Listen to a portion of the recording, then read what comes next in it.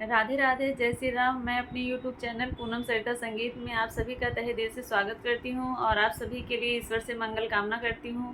आज हम लोग आप लोगों के लिए बहुत सुंदर चुटकुला गीत लेके आए हैं। आप लोग सुनिए, पसंद आए तो वीडियो को लाइक करिएगा। हमारे चैनल पर नए हैं तो हमारे चैनल को सब्सक्राइब करिए और गाना कैसा लगा कमेंट बॉक्स में ज़रूर बताइएगा और हमारे वीडियो को ज़्यादा से ज़्यादा शेयर करिएगा।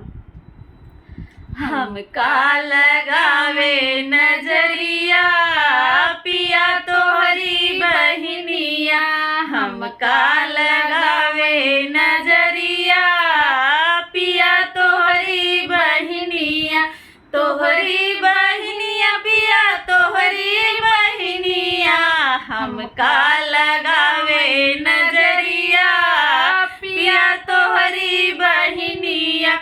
चूड़िया जो पहनूं तो दाम वो पूछे, चूड़िया जो पहनूं तो दाम वो पूछे, कंगन पे डाले नजरिया पिया तोहरी बहनिया, कंगन पे डाले नजरिया पिया तोहरी बहनिया, हमका लगावे नजरिया पिया तोहरी बहनिया, हमका लगावे नजरिया पिया तोहरी बहनिया।